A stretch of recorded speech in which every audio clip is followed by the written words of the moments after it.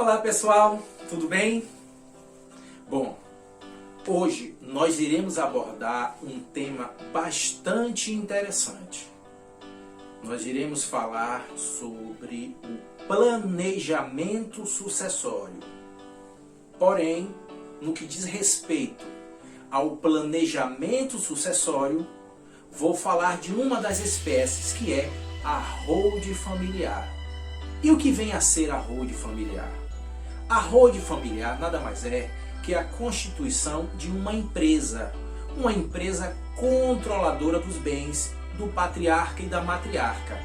Ou seja, no momento em que o indivíduo ele quer garantir a proteção dos seus bens, ele constitui uma holding familiar, e nesta holding será feita a integralização dos seus bens, e aí sim será feita a partilha, a separação de cada um de seus bens para os herdeiros e sucessores.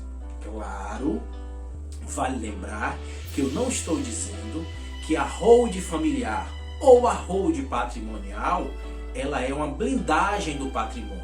Há quem diga, mas eu não garanto isso, porque, meus senhores, existe um instituto chamado de intervenção de terceiro, que é, na verdade, a desconsideração da personalidade jurídica ou a desconsideração da personalidade jurídica inversa contra o patrimônio do detentor, da pessoa que faz parte desta empresa.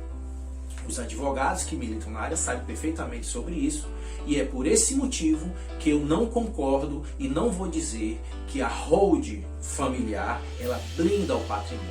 Mas, entretanto, vale ressaltar que a holding familiar ou a holding patrimonial ela protege os bens, sim, contra futuros credores, ela protege o bem contra futuras ações de execução.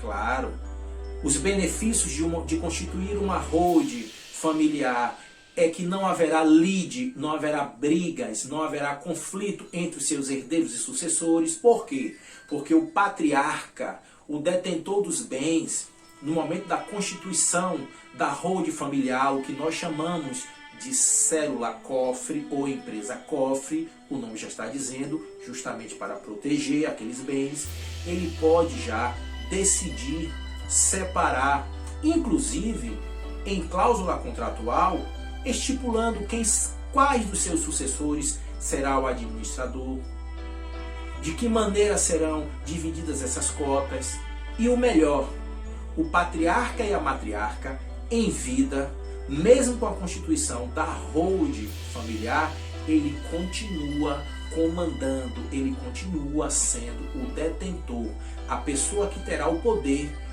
e o direito com relação àqueles bens que ora já foram divididos para com os seus herdeiros e sucessores. Porém, vale lembrar que o melhor da holding familiar é a carga tributária, que é diminuída abruptamente no momento da constituição. Vale lembrar que quanto maior o valor do patrimônio, maior será o custo que o empresário ou cidadão terá caso ele tenha que futuramente, pós-morte, constituir, na verdade, o inventário. Tem casos até que, uma observação hipotética, o indivíduo que tem um patrimônio de cerca de 10 milhões, se for feito um inventário após a sua morte, ele vai ter um custo. Eu estou falando custo sem colocar os honorários do advogado, que em regra é cerca de 7% do valor do patrimônio, do valor total do patrimônio. Mas no momento que for feito o inventário, o indivíduo que tem um patrimônio em uma monta de 10 milhões chega a gastar cerca de 950 mil reais, é o custo que ele terá com este inventário. Em contrapartida, esse mesmo valor, sem colocar os honorários do advogado, ele chega a gastar menos de 150 mil reais. Isso eu estou dando orientação prática. Claro, eu não vou adentrar nas especificidades nem na parte jurídica e técnica sobre a constituição da holding neste vídeo, para que não fique muito longo. Mas se você quiser obter mais informações, é só acessar no próximo vídeo, que lá estarei falando detalhadamente de como constituir uma holding, por que constituir uma holding, quais os benefícios de constituir uma holding e quais as vantagens com relação à constituição de uma holding. Mas vale lembrar que a holding familiar ou a holding patrimonial é algo de extremo benefício para o indivíduo que tem um patrimônio a partir de 50 mil reais. Espero de alguma maneira ter contribuído com este vídeo e aguardo vocês no próximo vídeo. Um abraço e sucesso!